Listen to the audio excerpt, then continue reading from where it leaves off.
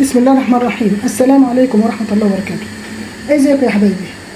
يا رب تكونوا في اسعد حال واروق بال وصحة وتم وامن وامان، امين يا رب العالمين. احنا النهارده هنعمل اكلة شعبية قديمة معروفة من زمان، من ايام الاجداد. احنا عندنا جبنا نص كيلو فول مدشوش، غسلناه وحطيناه في مية، بس يا دوب حتى ما غليش المية. هنعمل ايه تاني؟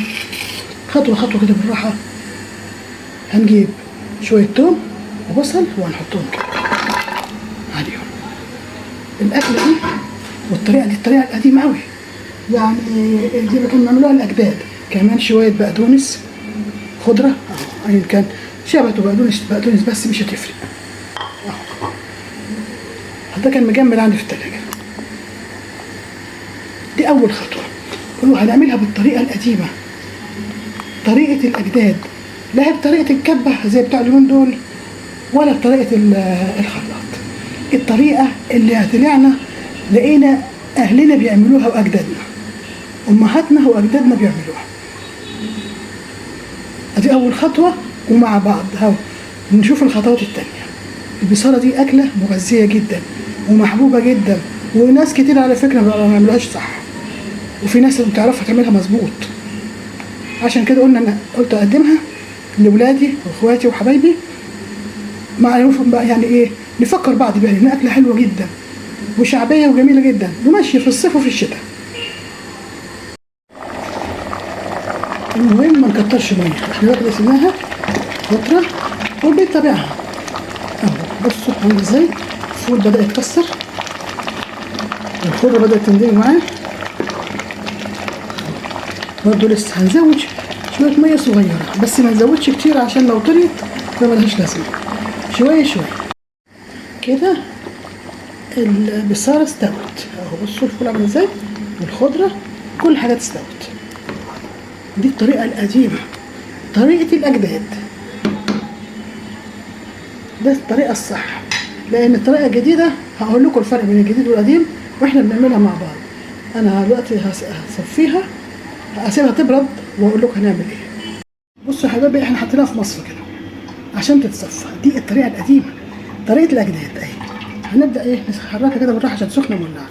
بالراحه تنزل الميه منها كده على تحت، وبعدين هنكمل هنعملها ازاي وهوريها لكم. الطريقه دي الطريقه بتاعت الاجداد، الطريقه اللي هي طلعنا لقينا امهاتنا وابهاتنا واجدادنا وكل العيله وجيراننا وحبايبنا كلهم بيعملوها بالطريقه دي. الطريقه دي الطريقه الصحيحه. انا لما اجي مثلا اعمل اهي، شايفين اهي، دي هتبرد شويه وهستعملها بايدي، وبعد ما اخلص هديكم بقى برضو، هسيب الفيديو هعملها بمعلقه كتير وماسكاها برضو سخنه لغايه ما تبرد. الطريقه دي الاصليه، وهوريها لكم الخطوات خطوه خطوه. بس في ملحوظه اقولها لكم صغيره. انا لما عملت الويكه دي كنت شفت ناس كتير عملوها غلط، عملوها بالخلاط، واللي عملها بهرسه زي بتاعت البطاطس، واللي عملها مش عارف ايه، وكل فيديو تقول لك ايه. انا ببقى يعني ماليش دعوه، بس انا ملحوظه صغيره. كل واحده تقول تعمل فيديو تقول ايه، تقول الطريقه القديمه الاصليه، الطريقه بتاعت الاجداد، الطريقه الاصليه. لا، خلينا مصحين كده وناخد بالنا. الطريقه الاصليه اول حاجه ما كانش فيه خلاط، ما كانش فيه كبه، ما كانش فيه هرسه بطاطس او اي نوع. كان الحاجات بتاعتهم كلها من البيئه، يعني هم كانوا بيعملوا فخار. وانا قلت كده، احنا هم في بيعملوا فخار وعلى الكانون، احنا بنعمل على البوتاجاز وفي حلل ايا كان نوعها مش مهم، لكن الطريقه واحده.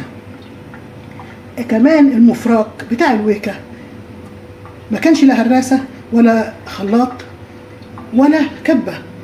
ليه؟ لان ما كانش فيه الحاجات دي اساسا زمان. هم كانوا بيعملوا اكلاتهم من الحاجه من البيئه بتاعتهم، وبيصنعوا المعدات بتاعتهم برضو من البيئه بتاعتهم. ما كانوش بيشتروا حاجه ولا في حاجات متصنعه، لا حلل ولا كان الحاجات اللي هي الجامده بتاعتنا دي، ولا خلاط ولا مفرمه ولا الحاجات دي كلها. كان كل حاجتهم من الحاجات الطبيعيه. عشان كده المفراك كان بيتعمل من جريد النخل.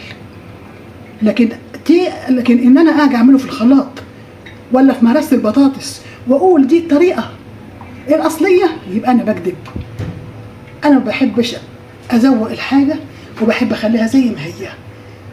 وكان ممكن النهارده اعمل البصاره دي في الخلاط، لكن انا بحب الطريقه القديمه، طريقه جدتي. دي الطريقه بتاعت جدتي واجدادي كلهم وجيراننا وحبايبنا، مش بس جدتي، كانوا كل طريقتهم البصاره معروفه دي.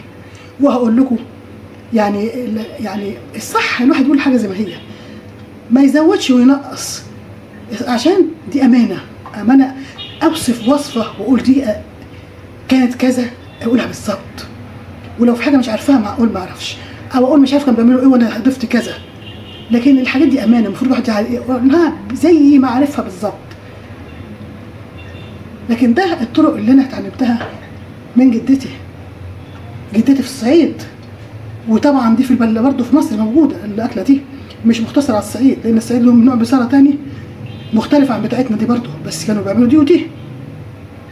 دي كانت بتمشي في المدن وكان بتمشي في القرى.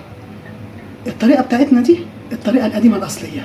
معلش طولت عليكم، بس بوضح لكم حاجه عشان ما اجيش انا اجي في مره واحط فيديو واحط بهرسه بطاطس واقول دي الوكله الاصليه القديمه، ولا اعملها بخلاط وكب اقول الاصليه القديمه. لا، الاصليه القديمه زي ما عملتها بالظبط، وفي نفس الوقت مش غرور. وبالمفرق انا عملناها بمفرق خشب، لكن ساعتها كان مفرق جريد، وانا وضحت كده عشان دي امانه. البصاره هعملها لكم بنفس الطريقه القديمه بكل تكاتها، وهتشوفوا وجربوها وهتشوفوا هتعجبكم قد ايه. بصوا بقى يا حبايبي، اما بردت عشان بس ما اطولش الفيديو عليكم، قعدت بقى بالطريقه دي عماله اصرف فيها. دي الطريقه الاصليه للبصاره، نفس طريقه جدتي وكل العالم الكبار كلهم وجيراننا وحبايبنا وكل المصريين، سواء في الصعيد او في القاهره او في المدن او في اي مكان. بصوا في تحت قد ايه، بصوا لسه بقى كمان. دي بقى الطريقه الاصليه، عشان كده الاحسن واللحظه بتعملها ما تعملهاش وهو واقفه، هتتعب لان بتاخد وقت طويل تعصرها. الطريقه الجديده اللي بالخلاط ما بتاخدش ثواني، يا دوب بس الحاجه تبرد شويه وحطها في الخلاط حتى، والثانيه خلاص على كده خلصت بسرعه. بس في الحاله دي الاعشاب دي كلها بتطحن معاها مع الخلاط. لا، الطريقه الاصليه ما كانش فيه خلاط وما كانش فيه كبه، كان في ايديهم والحاجات المنتجات اللي حواليهم من البيئه بتاعتهم.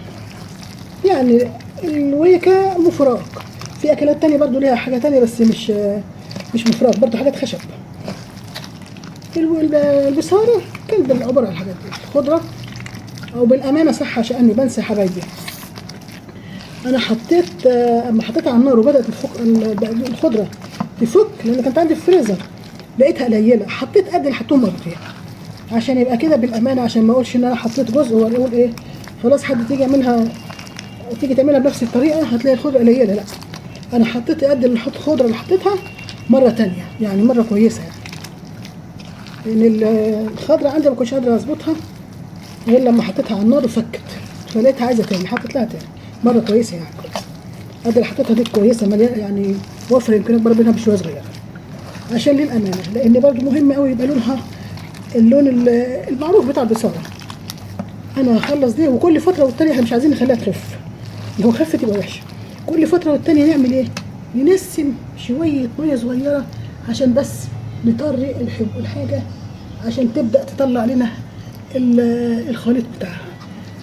زي القوطه زمان كنا بنعصرها برضو كده، وبنقعد نعصر فيها ونحط شويه ميه وكده وبعدين نحطها على النار تغلي. دي نفس الحكايه، انا هتم اعصرها لغايه الاخر واوريها لكم، وهقول لكم برضو هنعمل ايه في الحاجات اللي هتطلع دي، مش هنرميها، هقول لكم نعمل ايه نفس الطريقه القديمه بالظبط، لان ده تراث. الاكلات المصريه القديمه دي ده تراث، المفروض اللي يعمله بامانه ربنا يعمله زي ما كان بيتعمل زمان بالظبط. اللي ما يعرفش بقى ما يقولش بتاعت زمان، يعملها وبس، لكن ما يقولش دي اكلات زمان كنا بنعملها زمان، لا، عشان دي امانه وهنتحاسب عليها. انا بعملها زي ما كنا بنعملها زمان، جدودي واهلي وقرايبنا وكل العيله والجيران. اخلص واقول لكم اللي هيفيد ده هعمل بيه ايه. بصوا يا حبايبي، شوف نشفت ايه، انا بزودها يعني الاحسن ما ازودهاش ميه. انا وريتكم من شويه ميه صغيره، بس يفضل عشان ما تطراش منكم انا هاخد من الحله اللي تحت كده كده اللي على الوش، لان تحت مرقد التقيل، واروح حاطه كده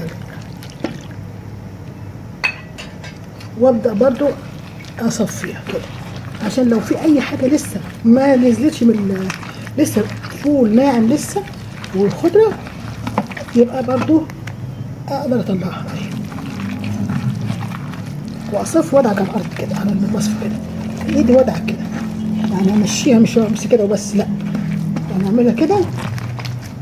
الجيل الجديد ده ما بيصفيش حاجه، كله بالخلاط والكبه والدنيا حلوه الحمد لله، بس الاكلات القديمه بتاعت الاجداد دي ما ينفعش نعملها ونغير معالمها، لازم تبقى ده تراثنا، تراث مصر، عشان كده لازم الواحد يقدمه زي ما هو، زي ما سمع وشاف بيتعمل ازاي.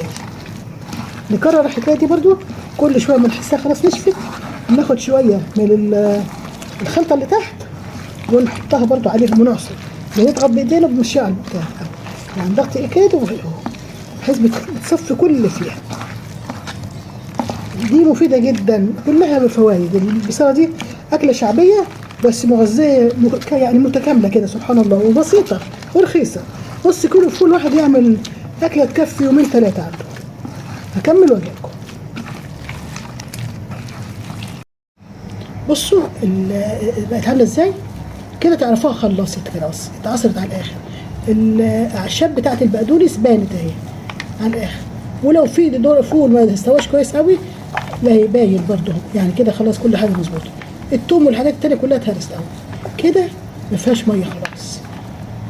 نعمل ايه؟ تعالوا نروح مع بعض المطبخ بقى، لان انا بقعد كده ما بعملش حاجات وانا واقفه، لان انا ما اقدرش اقف كل ده.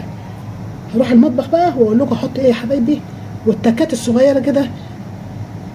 وفي حاجه معلومه اقول لها لولادي بناتي واخواتي، لان البصاره مش ناس كتير بيعملوها بصراحه، يعني قليل اللي بيعملوها. واحده من بناتي عايزه تعلمها وتعملها، عشان اخاف تطرى منها ما تحطش ميه على البتاع دي منها فيها، وما تحطش ميه كتير اثناء ما هي بتسلقها. وزياده تاكيد يا حبايبي، يعني احنا دلوقتي ده اهي كده اهي، بس انا لما احط ايدي تحت كده هحسها انها الفول طالع اهو، شايفين عامل ازاي؟ يعني مرقد في القعر.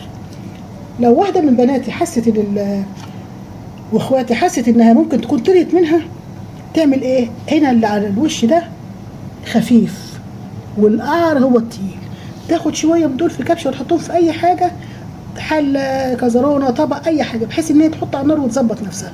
محتاجين تزود منهم فيه، ومش محتاجين خلاص.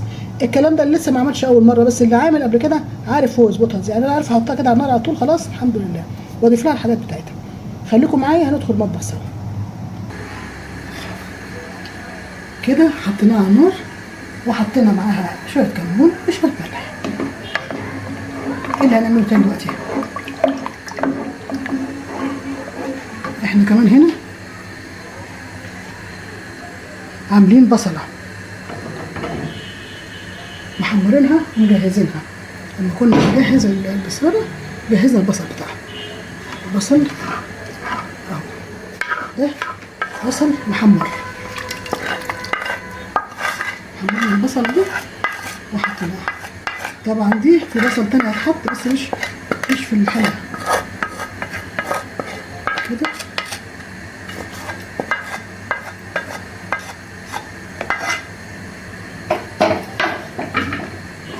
كده نقلب دول اما تبدا تتماسك. احنا كده مش هنحط حاجه تاني كده خلاص. شويه نعناع، بصوا شويه نعناع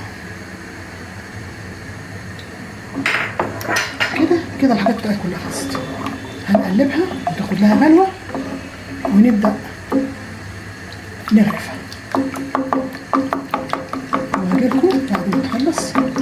انا بفك النعلاء عشان ما يكلكعش، بس ما يمسكش طبعا. بس هجيلكوا شويه هجيلكوا.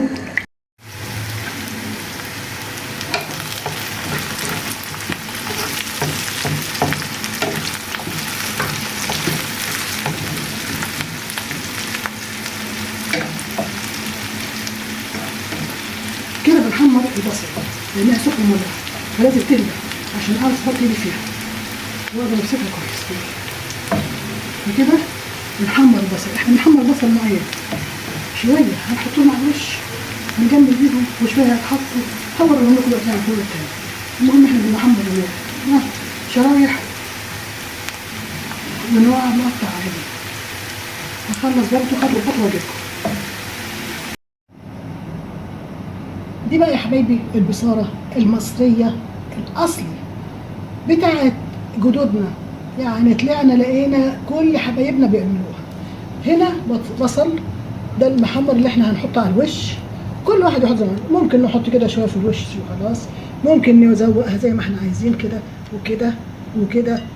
بصوا الاكل ده اذواق، يعني ممكن كل واحد يعمل شكل مختلف عن التاني ويحب. العين اللي بتاكل قبل البق اهو كده طبق زي الفل بالهنا والشفا. واكله بسيطه يعني ما غيرتش الحاجات كلها، لان هي لسه لو تاخدوا بالكم لسه طريه. ما بتجمد بقى وسخنه ما بتبرد بتبقى عامله زي المهلبيه دي. نص كيلو عملنا كذا طبق، صحه وعافيه. دي الاصل البصاره المصريه بكل تكاتها، مفيش حاجه ناقصه منها وبنفس الطرق بتاعه الاجداد بالظبط، بتاعه امهاتنا وخالاتنا وعماتنا وكل المصريين اللي كانوا من زمان عارفينها. في ناس بيعرفوا يعملوها كويس قوي وفي ناس بصراحه ما بيعرفوش. ما يعني مش عيب، بس لان الواحد طول عمره بيتعلم، لان الحاجات دي بقت قليله ما بيبقاش حد يعملها كتير. دلوقتي الاكل بقى مختلف، اكلات زمان دي بقى. جربوها يا حبايبي والف هنا وشفا. جربوها وادعوا لي. حصريا بصاره على الطريقه يعني ايه نقول ايه، طريقه الاجداد من مئات السنين بنفس الطريقه ونفس المكونات. والسلام عليكم ورحمه الله وبركاته. دمتم سالمين غانمين، امين يا رب.